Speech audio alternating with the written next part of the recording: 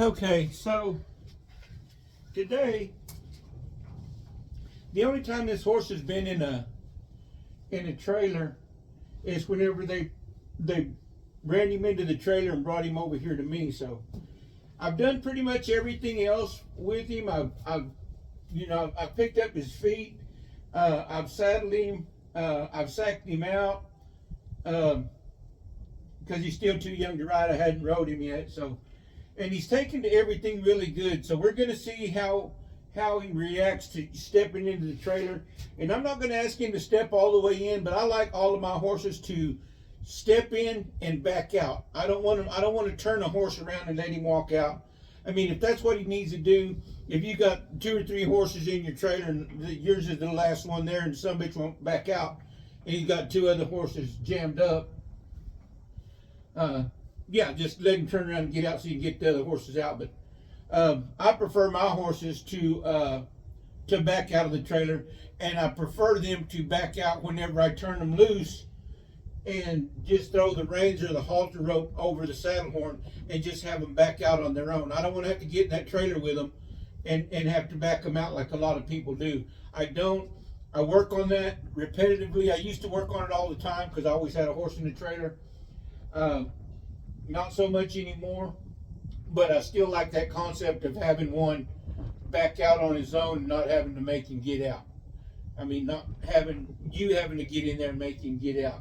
So I'm going to ask him to step up. If he just steps up with 1 foot, I'm okay with that. I'm going to back him up. I'm going to walk him around, and then I'm going to ask him to step up with 2 feet. If he steps in with 2 feet, that's perfect. I might even ask him to step all the way in. But I'm just going to get him as close as I can and see how he reacts to that. So this will be his first time actually loading with me. Because before, of course, you couldn't get a halter on him, so you had to do all that work first before you would start doing anything else. You have to halter break him. You got to get used to the saddle and all that other stuff and picking his feet up. And like I said, this horse is extremely smart.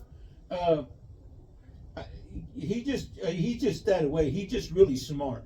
And I really like that about him. And he takes everything, once he's okay with it, and once he knows, and that's a big thing about doing one of these horses from the beginning, is getting them to understand that you're not doing anything that's going to hurt these horses any at all. You're not going to do anything to him. He actually trusts you, and it's up to you to make sure that you can reassure him on that right there.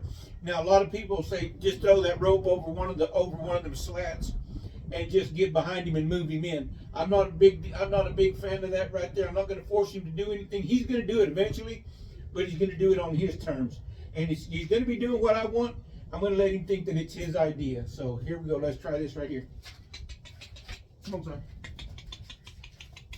Up. Up.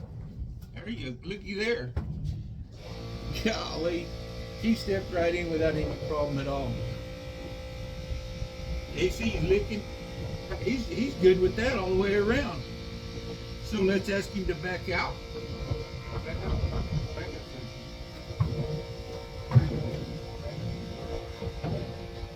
Good boy. Wow.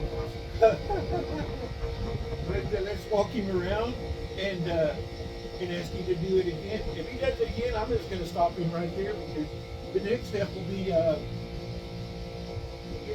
here with both feet.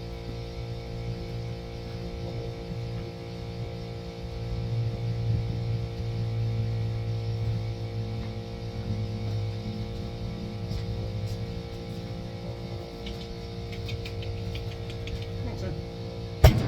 You there? Yes, sir. Good boy. Are you okay with that?